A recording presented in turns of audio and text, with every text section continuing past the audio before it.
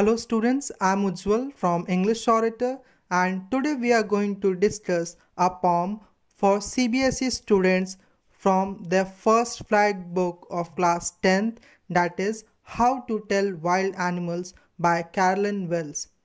In this poem, we will discuss the meaning of difficult words with their meaning and will go for the explanation stanza wise with poetic device and figure of speech used in the poem. With this, let's start the explanation of the poem. Before I explain you the poem, let's see an introduction of the poem to understand it much better. Caroline Wells का जन्म 1862 में America में हुआ और वो एक American writer थी जो कि अपनी फेमस मिस्ट्री बुक्स के लिए जानी जाती थी।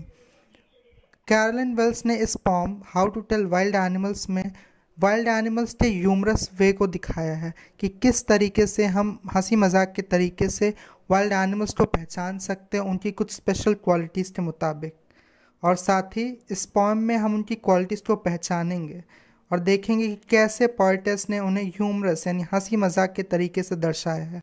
With this let's start the explanation of the pome stanza wise. Stanza 1. If ever you should go by a chance to jungles in the east, and if there should to you advance a large and tawny beast, if he roars at you as you are dying, you will know it is the Asian lion. यहाँ पर poet readers को ये बता रही हैं कि कैसे वो अलग अलग तरह के जानवरों को जो कि ईस्ट के जंगल में पाए जाते हैं उन्हें पहचान सकते हैं।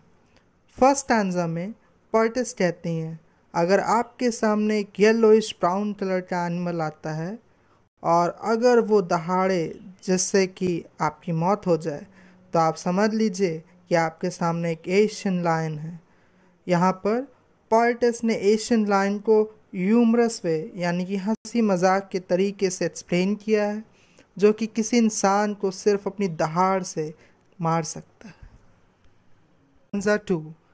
Or if sometime when roaming round a noble wild beast greets you with black strips on a yellow ground, just notice if he eats you.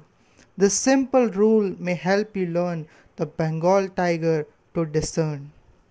Second stanza में पोएटेस बात कर रही हैं एक ऐसे एनिमल की जो जंगल में घूमता रहता है और रॉयल फैमिली से बिलोंग करता है। साथ ही पोएटेस कहती हैं कि इस एनिमल की स्किन का कलर येलो है जिसमें ब्लैक स्ट्रिप्स बनी हैं। पोएटेस ये भी कहती हैं कि अगर वो आपकी जान लेगा और आपको खाएगा तो इसका मतलब श्योर है कि ये एक बंगाल टाइगर है। यहाँ पर आप देख सकते हैं कि एक बार फिर पोएटेस ने बहुत ही ज़्यादा ह्यूमर का इस्तेमाल किया है जिससे पोयम में टाइगर कैसा दिखता है ये पता चलता है, क्योंकि अगर इंसान मर जाएगा तो फिर इस बात से क्या फ़र्क पड़ता है कि किस एनिमल ने उसे मारा। Stanza 3. If strolling forth a beast you view whose hide with spots is peppered, as soon as he has leapt on you, you will know it is the leopard. It will do no good to roar with pain, he will only leap and leap again.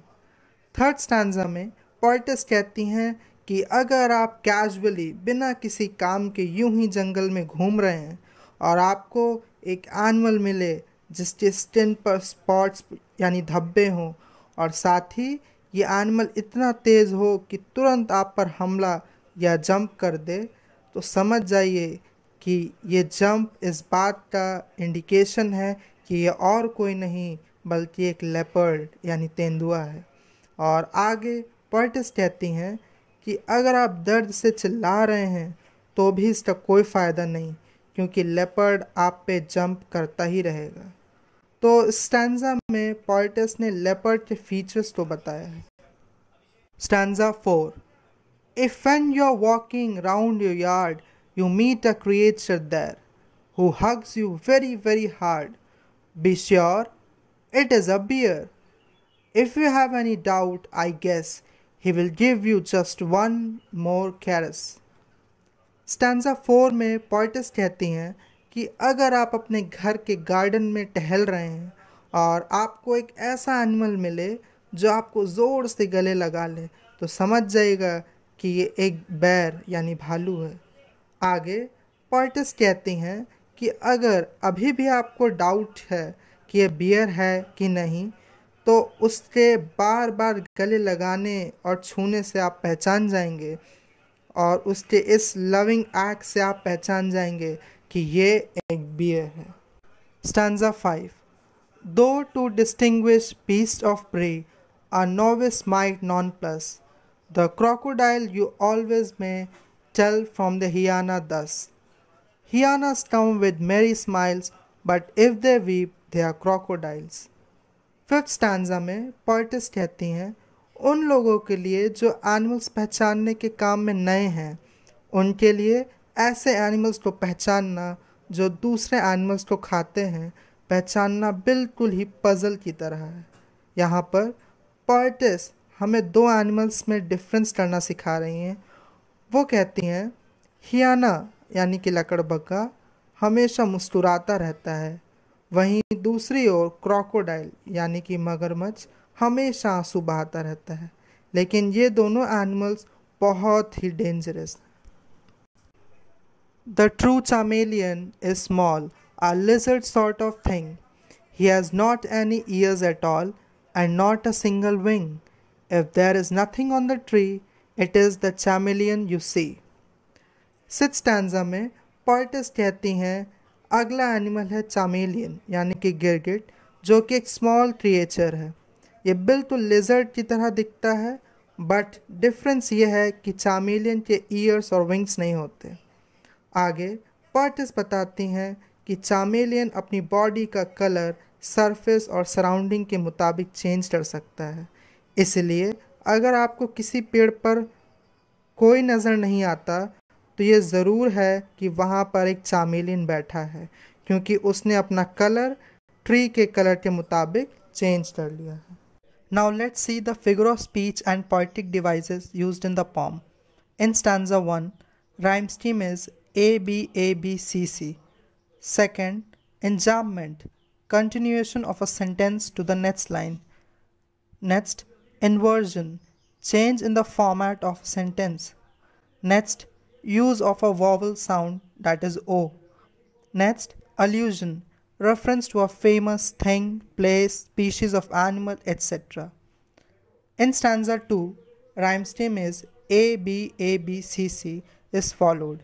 Second, repetition of consonant sound R. Next, inversion, change in the format of a sentence. Next, allusion, reference to a famous thing, place, species of animal, etc. Next, assonance, use of a vowel sound. In stanza 3, rhyme scheme is A B A B C C is followed. Second, alliteration, use of consonant sound H. Next, poetic license, a liberty to the poet to change the spellings in order to create rhyme or rhythm in a poem. Next, repetition, use of lep word in the last line. Next, assonance, use of vowel sound O. Next, use of I sound. In stanza 4, rhyme scheme is A B A B C C is followed. Next, enjambment, continuation of a sentence to the next line. Next, alliteration, use of W sound. Next, assonance, use of vowel, that is E. In stanza 5, rhyme scheme is A B A B C C. Next, alliteration, use of consonant sound N. Next, enjambment, continuation of sentence to the next line. In stanza 6, rhyme scheme A B A B C C is followed. Next, alliteration, use of H sound.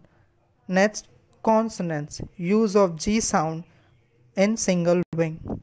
With this, we come to the end of the poem. I hope you like this video. If this video helped you and you like it, then like, subscribe and share, and do comment also.